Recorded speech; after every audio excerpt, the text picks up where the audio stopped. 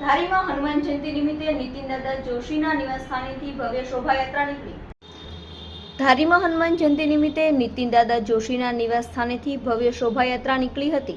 સરદારનગરમાં રહેતા નીતિનદાદા દર વર્ષની જેમ હનુમાનદાદાના જન્મોત્સવના પાવન દિવસે શોભાયાત્રાનું આયોજન કરે છે.